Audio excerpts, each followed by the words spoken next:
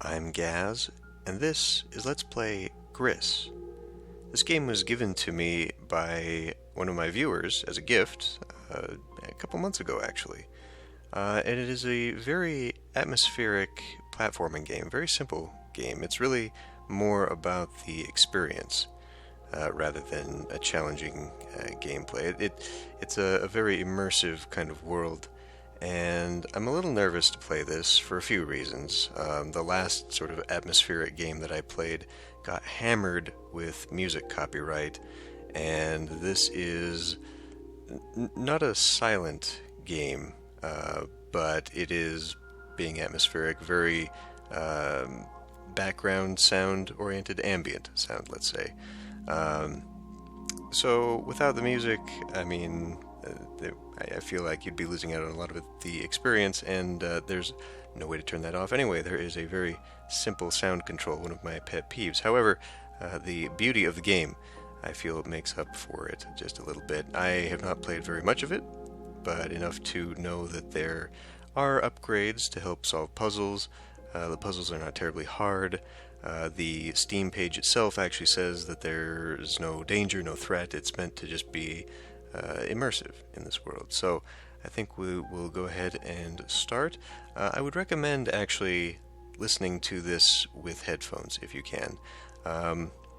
One caveat to that, however, is that the music and some of the musical stings, I guess, are not balanced with the rest of the sound, and so there are some jarring moments. I feel that might be just a little bit loud, so adjust accordingly and prepare. Anyway, here we go.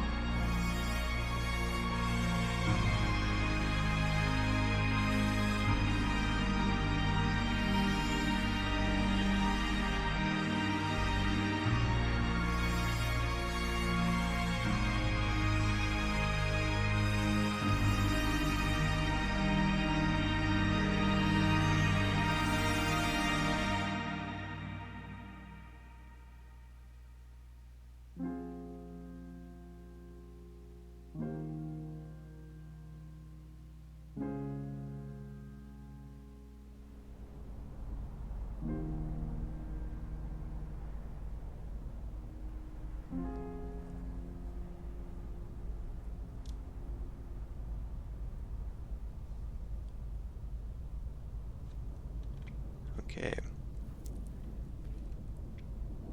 This is the main character, the titular character, Gris.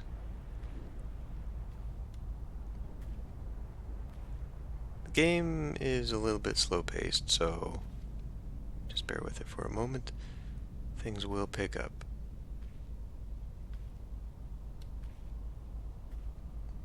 The game does have the option for playing with a controller, which I considered, but unfortunately, given the quiet atmosphere of the game, there's going to be a lot of background noise, either me hitting the keys on my keyboard or the click-clacking of my controller. I feel that this is perhaps the quieter of the two. I'll be using the keyboard.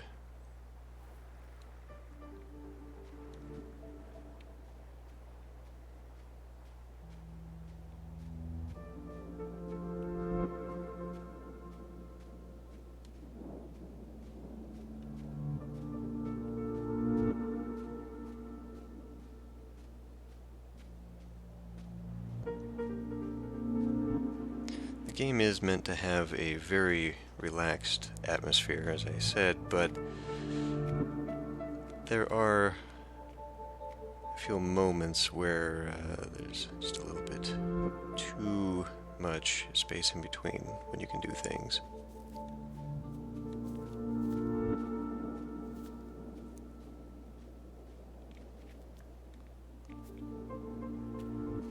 Very basic controls at the beginning, which is good. It lends itself to sort of the feeling that they're going for with the game.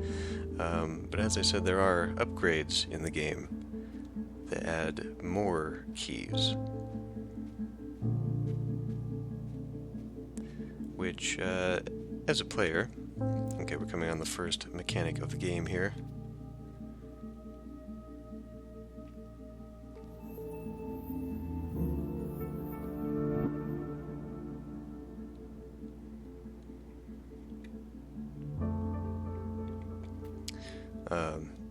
Anyway, as a player, I personally enjoy having things like that laid out in the settings, key bindings, controls, just so I can kind of understand, because I come from an era, let's not continue on just too much longer, when games actually came with manuals that explained everything on how to play a game, and I was probably one of the few people that actually read them. And so it is, pick up the second sprite here. I have to be careful,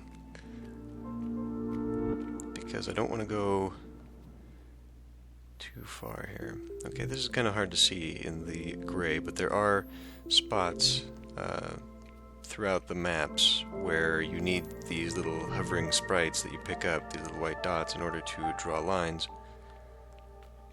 So now I need to find a way up there.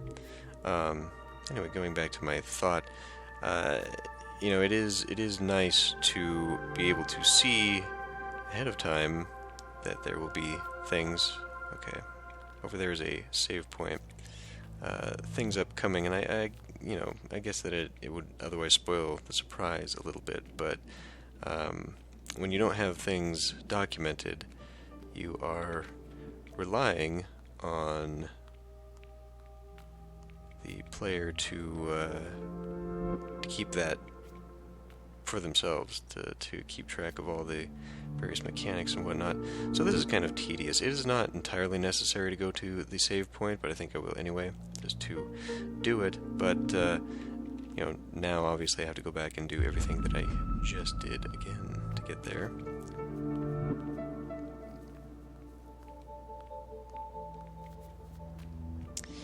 And one thing that I've already noticed playing the game, and I've played maybe 15 minutes worth of gameplay, half an hour, is that save points are near major points, major breakthroughs, major events in the game, but not near enough that you just go immediately to them, which means that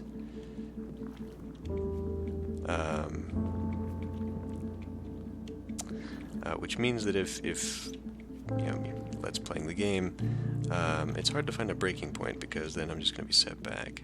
Okay, so there we go.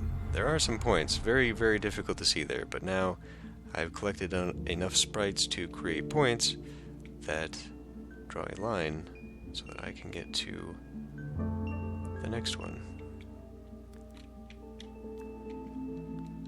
Now that I've got 3, I can continue on.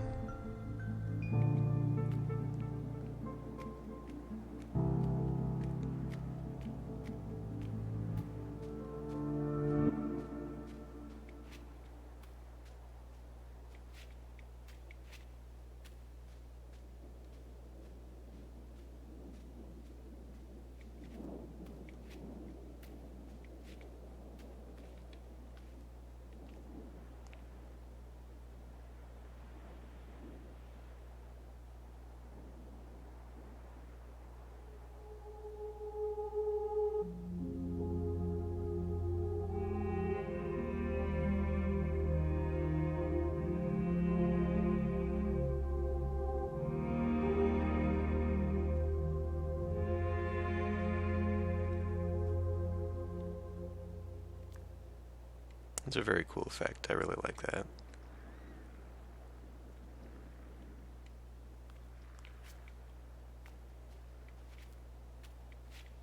So presumably more color is added to the world as you progress, or I presume would change if not.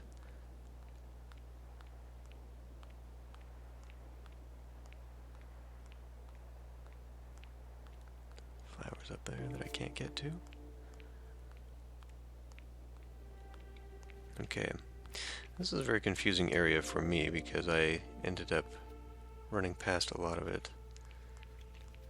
Those must be flowers that I'm running through there. So I've, I guess, unlocked one thing.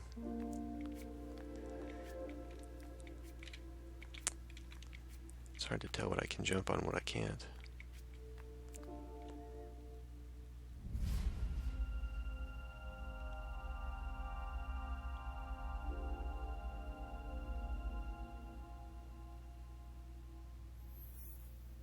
There looks to be a very big path up there.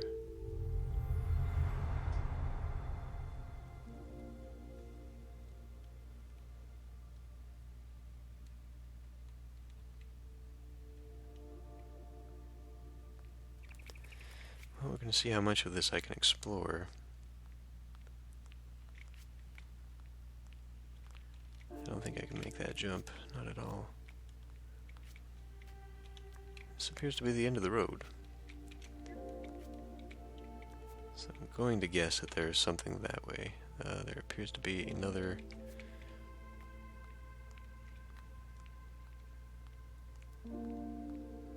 sort of puzzle indicator. Okay. So we must come back to this at some point, I can only imagine.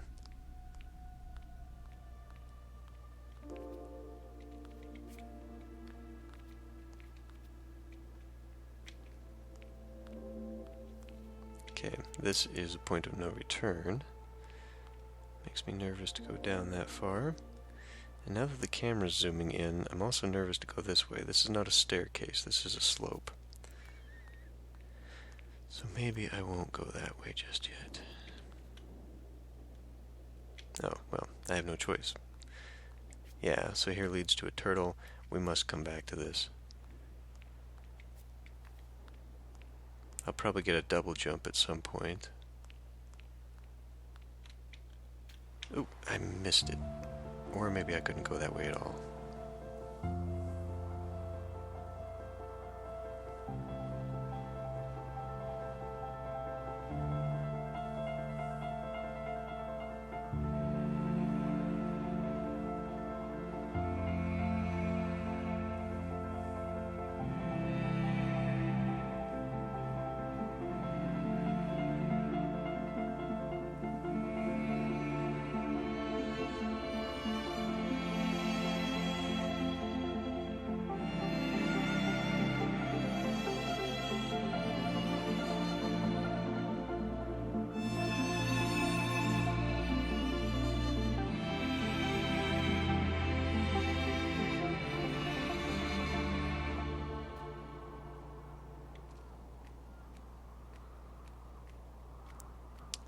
It always pays to try other directions.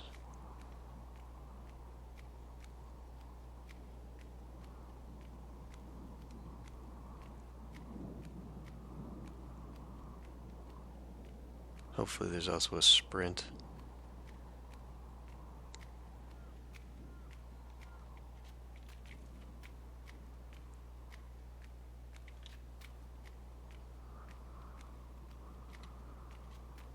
And the game takes over.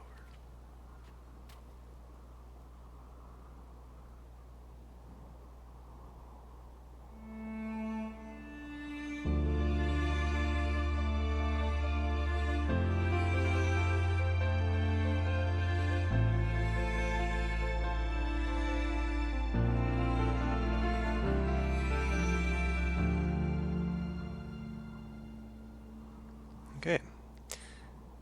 Long intro, I guess, but I like it. I like it for several reasons. One, because it introduces the basic game mechanics as well as one vital game gimmick mechanic, as far as the sprites and the lines and what that is going to entail. It also adds a little bit of mystery. That last little castle where there were areas that we definitely couldn't go to, but it doesn't explain what they're about, and I assume what look to be constellations up there. As we unlock more, it will unlock more shapes for whatever purpose, I don't know. But that's the whole idea of the game, I suppose. So anyway, I think I'm going to cut this one short, and we'll just end this one here, and we will continue on next time.